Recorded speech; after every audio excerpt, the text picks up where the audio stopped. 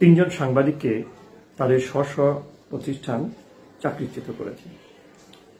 প্রশ্ন হলো, এই চাকরিচ্যুতই কেন? এই প্রতিষ্ঠানগুলো হঠাৎ করেই কেন এদেরকে চাকরিচ্যুত করত?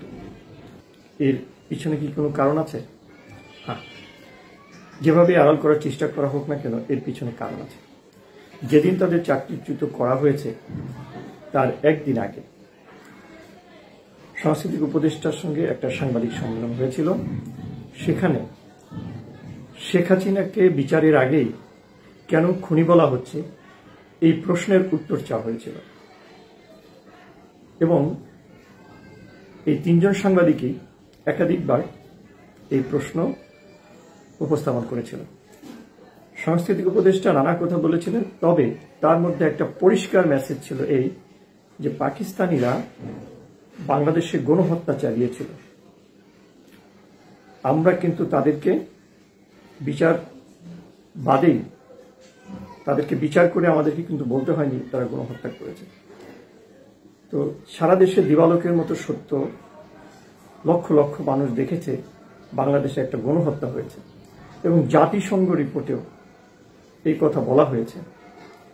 সেখানে শেখ হাসিনাকে আপনারা খুনি বলতে পারেন কি পারেন না, এই বিষয়টা আসলে অপ্রাসঙ্গিক হয়ে যায়। তো সংস্কৃতি উপদেষ্টা এই উত্তর দেওয়ার পরেও ওই তিনজন সাংবাদিক কিন্তু বারংবার একই কথা বলার চেষ্টা করে। তো ওখানে উপস্থিত অন্যান্য সাংবাদিক এবং পরবর্তীতে অনেকেই বলার চেষ্টা করেছে যে এই সাংবাদিক তিনজন আসলে উদ্দেশ্যমূলকভাবেই প্রশ্নটা করেছে।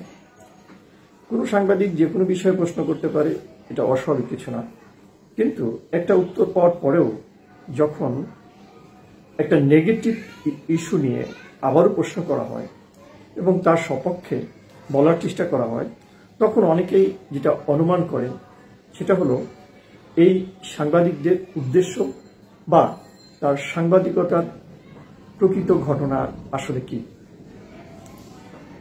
অনেকেই খোঁজখবর যারা রাখেন তারা দেখেছেন যে এই সাংবাদিক এর মধ্যে দুইজন অন্তত শেখ হাসিনার জামানায় প্রধানমন্ত্রীর বিট করেছেন, অর্থাৎ আওয়ামী পন্থী সাংবাদিক যদি আমরা বলি, সেই আওয়ামী পন্থী সাংবাদিকদের সদস্য,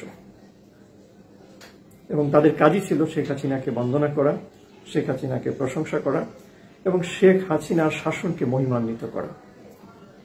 শেখ হাসিনার শাসন যত মন্দই হোক বা যত মানুষের আকাঙ্ক্ষার বিপরীতেই হোক, তেনারা এই তিনজন সাংবাদিকই তাদের অতীত কর্মকাণ্ডে প্রমাণ করেছে তারা ছিলেন শেখ হাসিনার একনিষ্ঠ সমর্থক।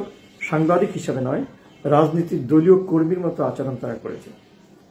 সঙ্গত কারণেই এই সময় যখন শেখ হাসিনা তার অন্যায় অপকর্ম করে টিকে থাকতে পারেনি, দেশ থেকে পালিয়ে যেতে বাধ্য হয়েছে, তখন কি এই দেশের মানুষ যারা আজ নতুন করে এই দেশে অন্তর্বর্তীকালীন সরকার গঠন করেছে বা এই সরকারের যারা দায়িত্বপ্রাপ্ত ব্যক্তি আছেন, তারা কি সেটা অ্যালাউ করবেন?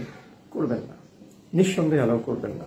তারপরও যতটা শোনা যায়, সরকার থেকে তাদের কোনো প্রতিবন্ধকতা বা তাদের অপসারণের ব্যাপারে কোনো ধরনের আকার ইঙ্গিত প্রকাশ করা হয়নি। তবে শেখ হাসিনাকে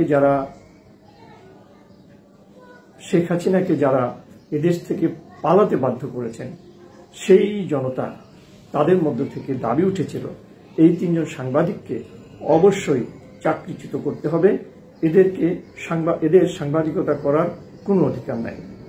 সম্ভবত মনে করা হচ্ছে যে পত্রিকা সংবাদ মাধ্যম তিনটি এই কারণেই এই তিনজন সাংবাদিককে বরখাস্ত করেছেন, এবং তারা কেন বরখাস্ত করেছেন সেটা উল্লেখ করেছেন। তার মধ্যে উল্লেখযোগ্য কয়েকটা বিষয় তারা উল্লেখ করেছেন। সেটা হলো, 1 নম্বর, সাংবাদিক হিসাবে অপেশাদার আচরণ এবং সংবাদপত্রের নীতিমালার বাইরে গিয়ে কাজ। এই সব ব্যাপারে যদিও নানা ধরনের মত, নানা ধরনের তথ্য উপস্থাপন করা হবে, কিন্তু অনেকেই বলার চেষ্টা করেছে যে এটা একটা মব জাস্টিস। মব জাস্টিস কি, কেন, কিভাবে, কোথায় হবে, সেটারও কিন্তু একটা ব্যাখ্যা আছে। যা হোক, সেই ব্যাখ্যা না গিয়েও বলা যায় যে বর্তমান প্রেক্ষাপটে যদি কোনো ব্যক্তি, তিনি সাংবাদিক হন, তিনি শিক্ষক হন বা তিনি অন্য পেশার মানুষ হন, তিনি যদি একজন জাতিসংঘ কর্তৃক ইনভেস্টিগেশনের পর ঘোষিত গণহত্যাকারীকে পরিষ্কার নির্ভেজাল সাফ একজন মানুষ মনে করেন এবং তার পক্ষে বক্তব্য দেওয়ার চেষ্টা করেন, অবশ্যই সেটা গ্রহণযোগ্যতা পাবে না। ঘটনা হয়তো তাই হয়েছে, আমরা দেখতে থাকব। এটা নিয়ে হয়তো আরো কিছুদিন আলোচনা হবে, বলা হবে যে দেশের সংবাদপত্রের স্বাধীনতা নাই, দেশের সরকারের বিরুদ্ধে কথা বললে সাংবাদিকের চাকরিচ্যুতি হয়, এই দেশে একটা বর্বর শাসন চলছে। এই ধরনের হয়তো একদিকে মব আর একদিকে মোবিলাইজড, এই ধরনের কথা হয়তো মোবিলাইজড করা হবে, এই ধরনের কথা হয়তো আরো বেশি পাকানো হবে এবং পৃথিবীর অন্যান্য সংবাদ মাধ্যমের দৃষ্টি আকর্ষণ করার চেষ্টা করা হবে এবং পৃথিবীর অন্যান্য হিউম্যান রাইটস বা পেশার সপক্ষে কাজ করা অর্গানাইজেশন যেগুলো আছে, সংবাদপত্রের সাংবাদিকদের যে সমস্ত অর্গানাইজেশন আছে, সেখানে উপস্থাপন করার চেষ্টা করা হবে। এটাও কিন্তু একটা লড়াই, সেই লড়াইটা কিন্তু চালু রেখেছে শেখ হাসিনা এবং শেখ হাসিনার অনুগত বা শেখ হাসিনার দাস বা শেখ হাসিনার পরীক্ষিত কর্মচারীরা বা স্বপ্রণোদিত হয়ে শেখ হাসিনার পক্ষে কাজ করছে একদল মানুষ।